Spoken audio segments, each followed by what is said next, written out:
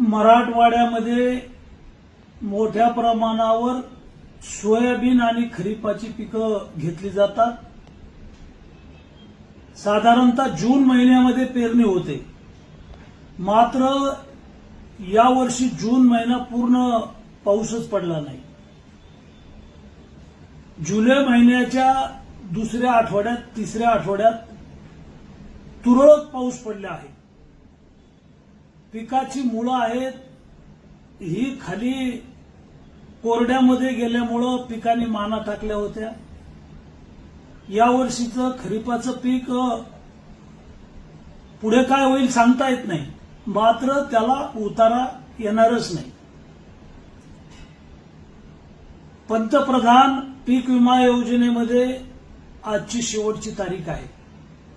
राज्याच्या मुख्यमंत्री महोदयांना मी विनंती केलेली आहे, मराठवाड्यातली खरीपाची पिकं हातून गेलेली आहेत।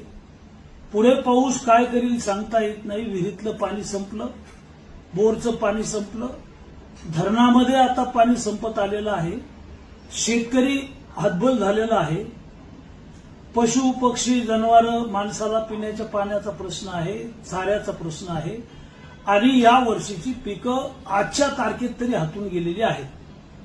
त्यामुळे पीक विम्याची आजची शेवटची तारीख आहे। मुख्यमंत्री महोदयांना मी पत्र लिहिलेलं आहे, महसूल मंत्री महोदयांना पत्र लिहिलेलं आहे की पीक विम्याची तारीख किमान 15 दिवस वाढवा, म्हणजे शेतकऱ्यांना पंतप्रधान पीक विमा भरता येईल आणि त्याचा लाभ देता येईल।